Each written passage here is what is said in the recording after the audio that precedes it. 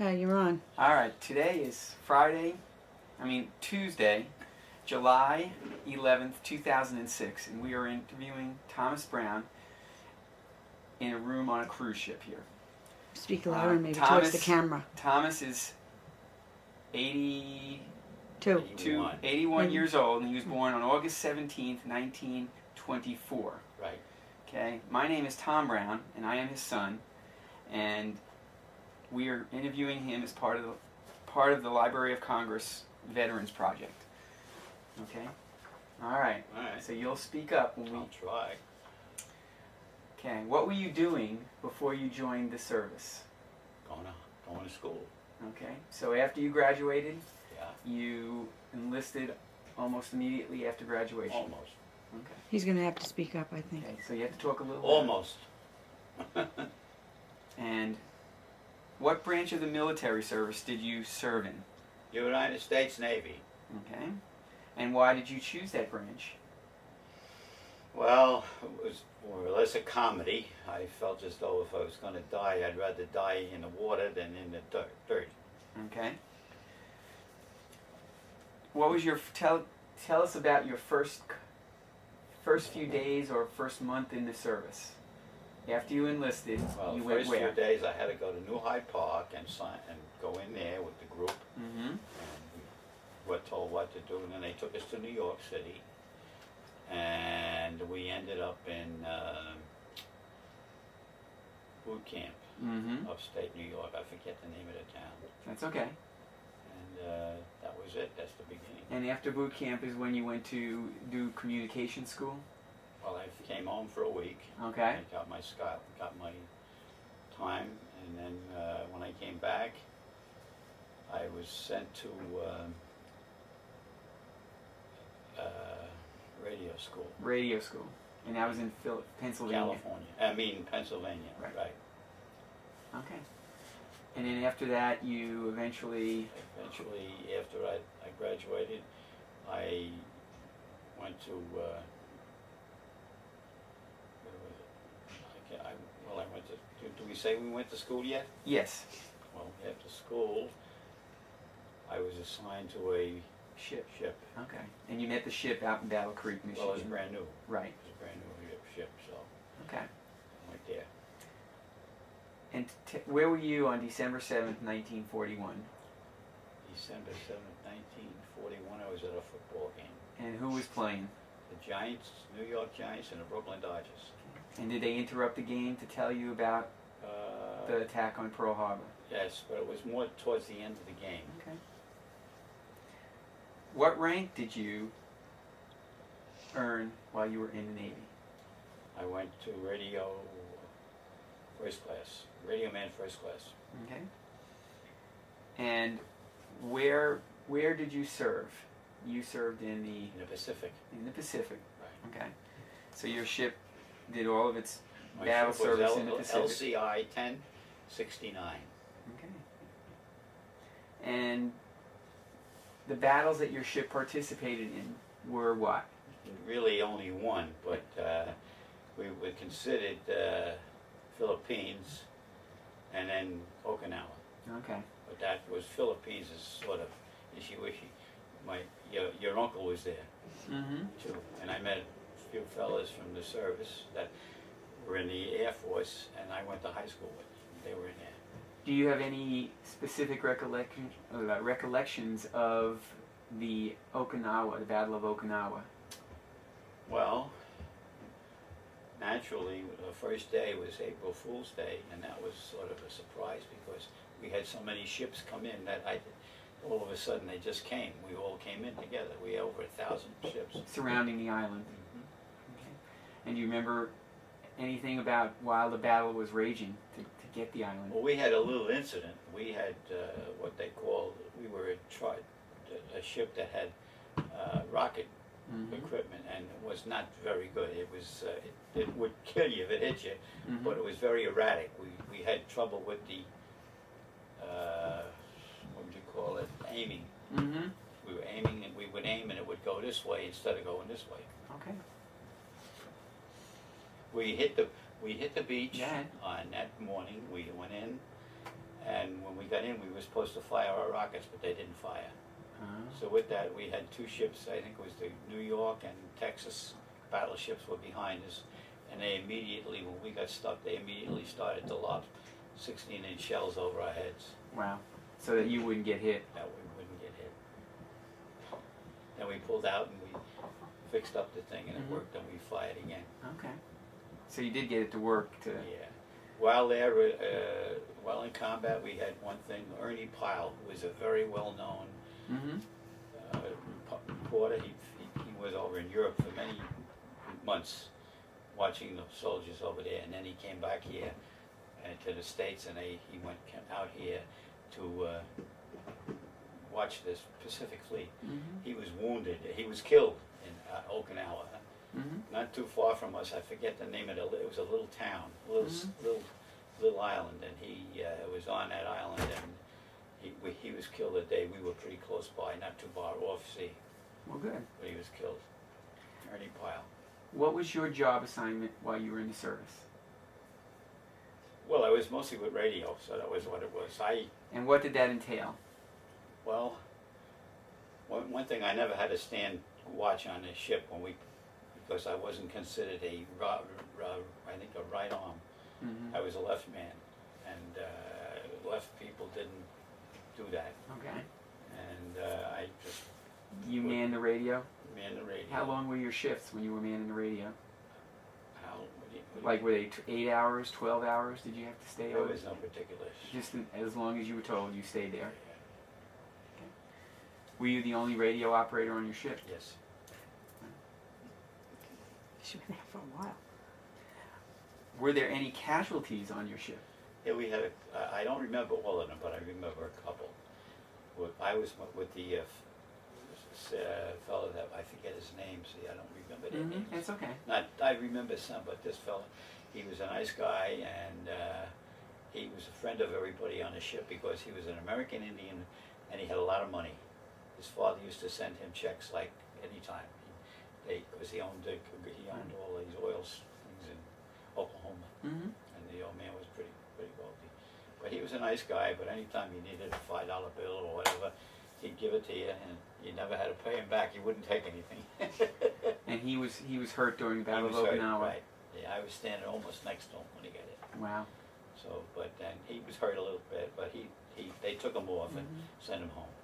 We never saw him after that. Now you earned a Purple Heart, so you must have been hit at some point. Yeah, a little bit, not too much. I didn't ask for it. They gave it to me. What happened to earn the Purple Heart? Well, we got this fella, the Indian. He got hit, and I was right next to him. I got a little bit of. I was just sort of burnt up a little bit on the side, but not too bad. Okay. Was there any point, particularly, I guess, during the Battle of at any point, were you fearful of anything that was going on? You know, sort of. I don't know. I don't think I was fearful, but you were worried about it. I mean, you were hoping that you weren't going to get hit, but I just stood there and did what I had to do. I had the bad job when we were hitting the beaches or in actual combat, because everybody else was top deck, but I was the only one underneath. Okay. If you were to. Because I had the radio. Well, if you were to pick the most memorable thing that sticks out in your mind from your time in the service, what would it be?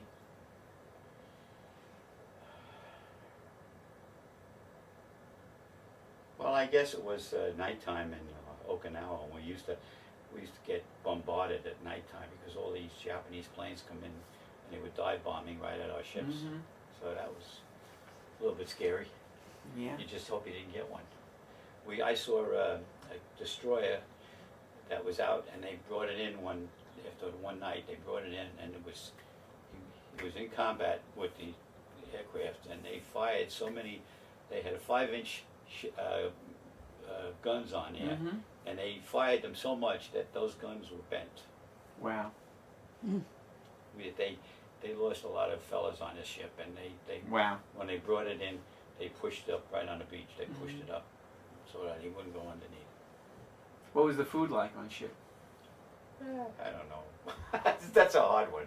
You just got whatever you got. That's it. No menu or anything. No. whatever the cook Whatever was the cook- cooking, you ate. Well, the cook was a good friend of mine. He was a nice fellow. He was a Jewish guy. We used to call his name was Rosen. We used to call him Rosie. And I stayed friendly with him when I got out of the service, and I used to hear from him occasionally. I knew his wife. Mhm. I met his wife, and they got married. But when the war was over, he went back to Chicago. That's where he came from. Mhm. And I used to hear from him. But then what happened? He was murdered. Mhm. Somebody murdered him Oh, that's in too bad. Chicago. And his wife sent me the notice that Yeah. when I sent him something, and she said, well, that he had been killed. I think he was in the insurance business, so I don't know how, but I know he was a nice guy, very nice guy, good Jewish guy. How would you guys pass the time on the ship? You know, when you had downtime or anything? Read books, read papers, listen to the radio if you had a good one, and spend and talk, have a little bull session here and there with the different fellas, you know. Mm-hmm. We all slept down below, Uh-huh. and we had, what would you say, something that was strung up. And Right, a hammock like? You had one here and one here. Okay. Bunks. So you slept in like a hammock type of Yeah, situation, right. not an actual Right. bed type Right. thing. Did you guys do anything for recreation? Well, we weren't in a position to really we did have a softball team in Pearl Harbor. We played there.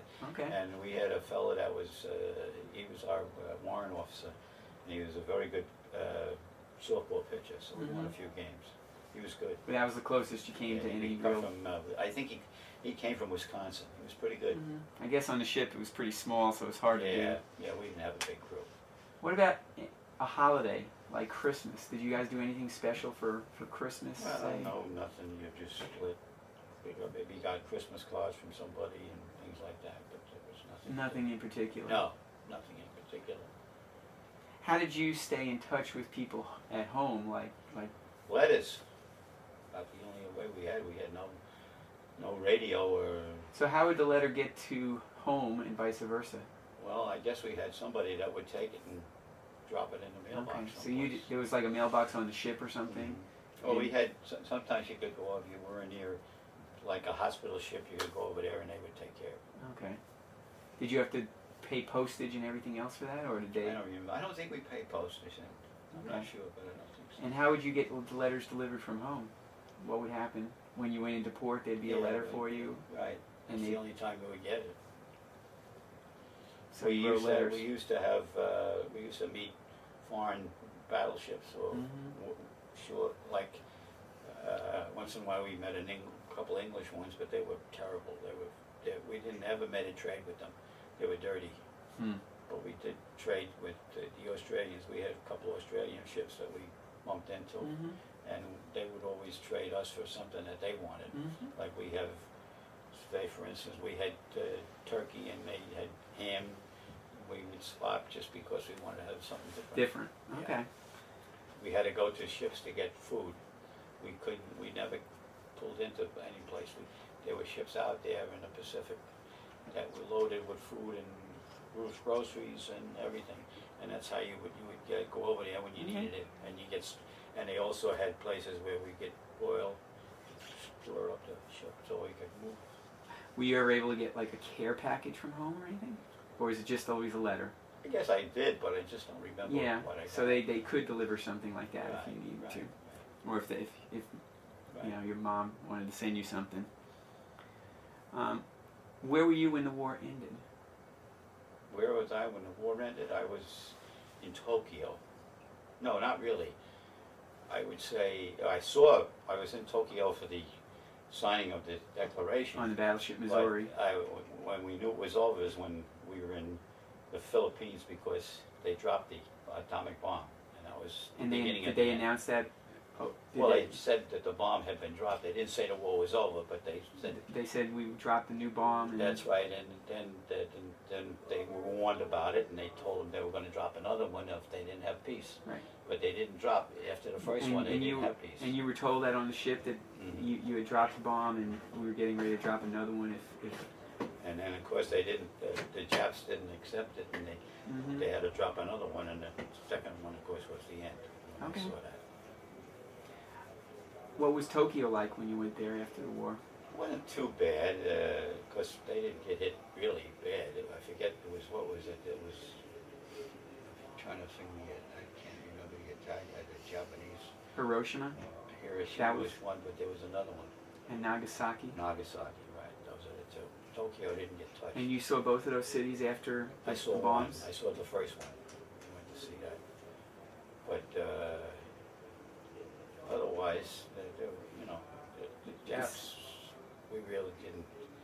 We saw a lot of Japs. I got a flag you would want. I got a Japanese flag, and I got that when they had the Japanese all tied up that were arrested, and I got the flag there. Okay. Got it from a Jap. Talk about the day that you left the service, or right after you Well, it left the wasn't service. anything How big. did you get an announcement from your captain that you were being released? How did it work? They just we went in and eventually they told us where to go here and there. And we got to New York. I had to sign up at New York where the Navy was. And In the Brooklyn it's Navy not Yard? there anymore. They took that away. But we was there then. That's where I had to appear. I didn't stay. I just went in, and when I went in there was an officer that knew me, and he said, "You don't have to stay." He says, "I'll just mark here. They'll call you up, and you can go right out to Long Island and where you live, and just go over there." And your dad picked you up and brought you home. Mhm. Yeah. So that was it. Did you make any friendships while you were in the service? Yeah, well, I had friends. It's too bad I don't see them anymore. Some of them were, like the captain was pretty friendly with me, and this fellow that was the warrant officer, he was pretty friendly, and Cookie, the cook, and then I had two other guys. One was he lived in Connecticut, and another one lived upstate New York. They were gunmen. Were there ever any reunions from people, No. amongst people on your ship? No. Okay. I get a letter every day. Every year I get a letter. I only met this fellow once. I went in when I went to my first time. I went to upstate New York to Mm-hmm. what they call it. I forget the name. Boot camp. Boot camp. I met this fellow, and we were, pretty friendly. And he stayed friendly. I get a Christmas card from him every day. And Every once year. I left boot camp, I never saw the guy again. But he still writes me a letter. He writes a card. He lives in Connecticut. Mm-hmm. So And you talked about how you met your ship in Chicago. Going back a little bit here for a minute. yeah, we did. And you sailed down to Mississippi, Right. We picked our ship up in Michigan, really. Michigan. Michigan, down to Lake Michigan, and down Right. to Chicago, and And then then down you to went through Mississippi. Down into the Gulf and through the Panama Canal. Right. And then we stayed in. I think we stayed in San Diego. Okay, before heading out to the Pacific. Yeah. We were there a few weeks, maybe 2 weeks or so, 3 weeks before we moved. What was it like sailing across the Pacific Ocean in your ship? Because your ship was not that big as they go. Right. Well, we went. I never thought we'd go that far, but we went a long way. We went. Did it ever feel like your ship might tip over? Yeah, we did. We had one time we were on our way to Okinawa. It was a beautiful day. The water didn't look rough at all, and we were going to eat dinner. And all of a sudden, we rolled right over. We thought we were going to tip over, and we got so far, and then it came back on. We don't know whatever happened, but we were flat bottom ship. The only one good thing, we were in combat. We were torpedoed once, but we never got it hit because it went underneath. Mm-hmm. Didn't hit it. We were too far. We weren't deep enough to get hit, Mm-hmm. so it just went right underneath. And was your ship ever hit by a kamikaze pilot? No. No. But they aimed at your ship. They Yeah. just didn't.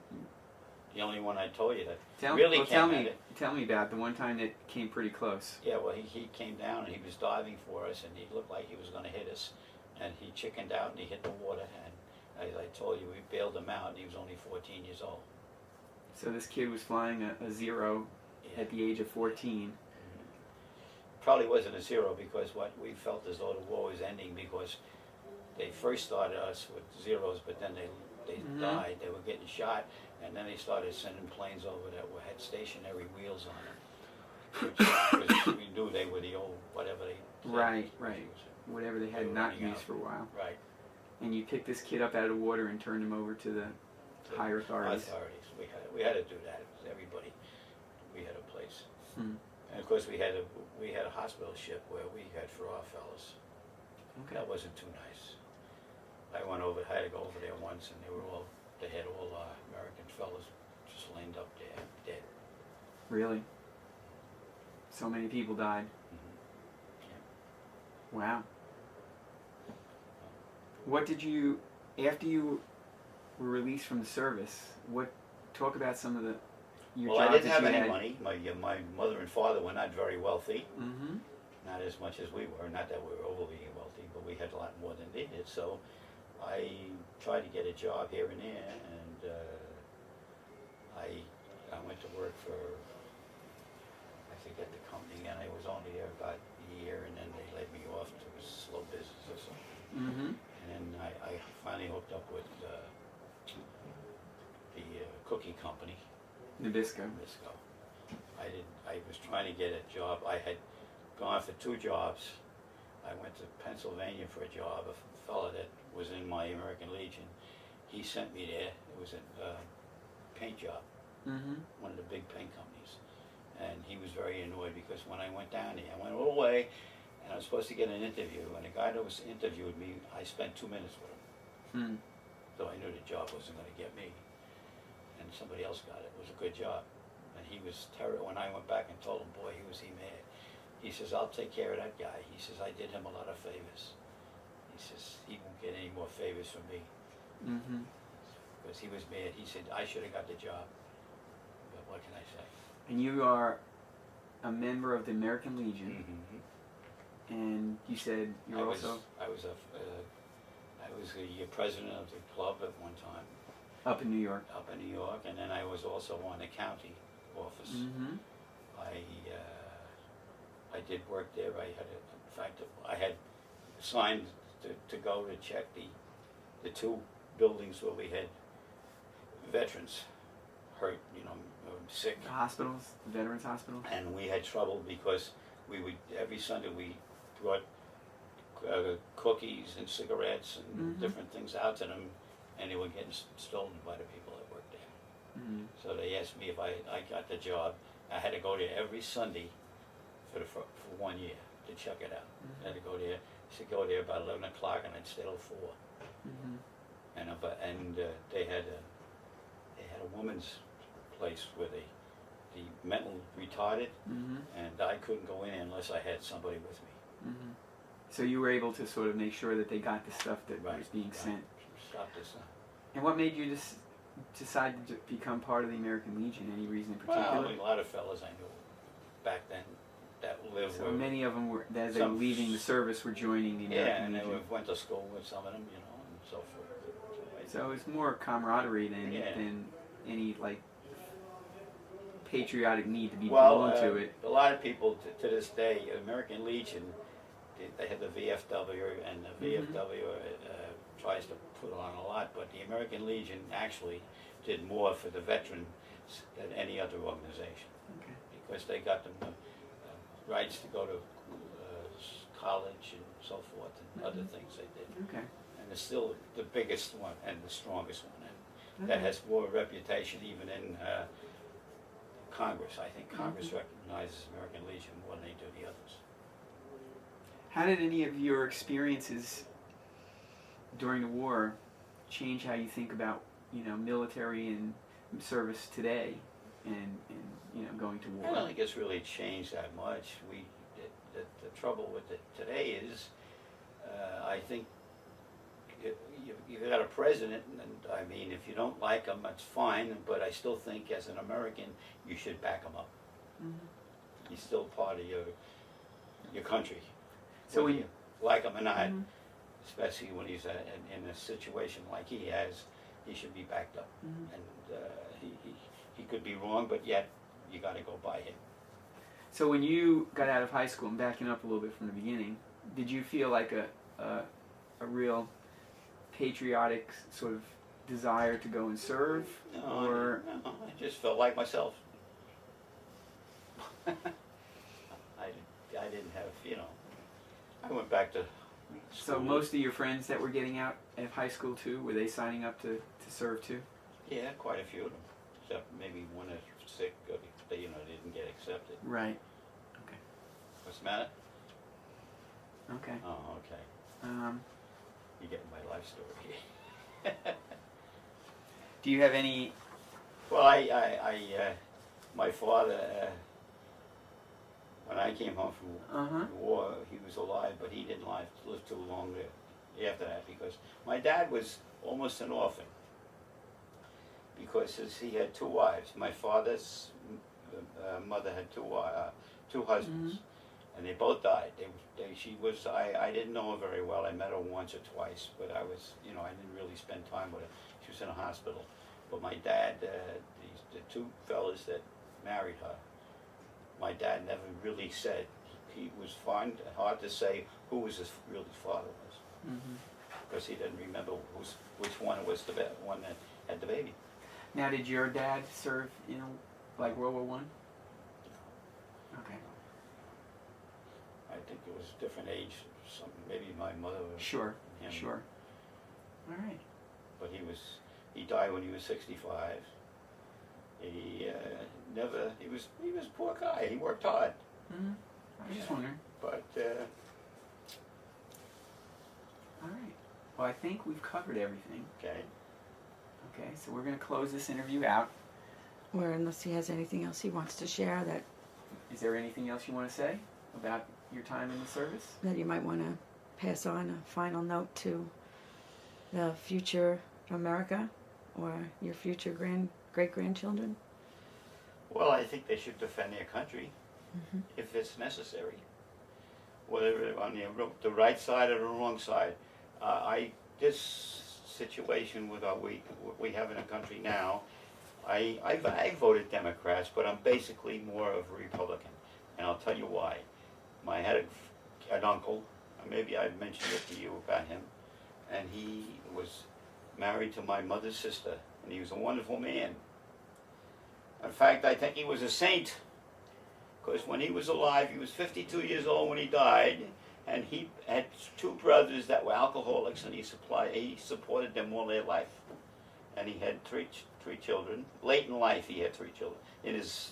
They were getting old, because my mother's sister didn't have a baby. She couldn't seem to have any baby.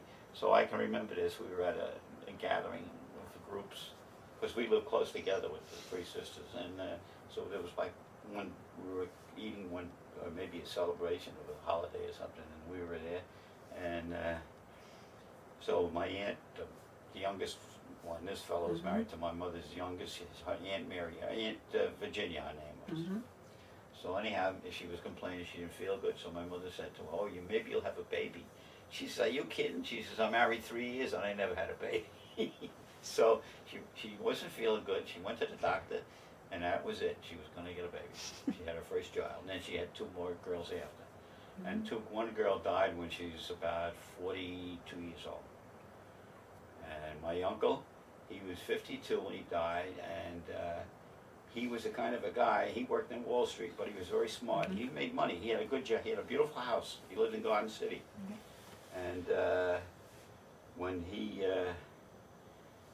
go to work every morning, when he went to work, before he went to the job, he'd go to one of the Catholic churches and be an altar boy. And if he met a guy that's on the subway, a derelict or something, and he'd either take him home or have somebody take him home. It's the type of person he was. All right. And he made a lot of money. He was a very wealthy guy, because he was a pretty sharp guy. But he died at 52. He started out with a cold. They thought he had a cold. They put him in a hospital. In 2 weeks he was dead. He had acute leukemia. All right. Well, we're running out of time, so we're going to say thank you. Okay. And that helped? yes, it did. Thank you very much. Very good. Okay.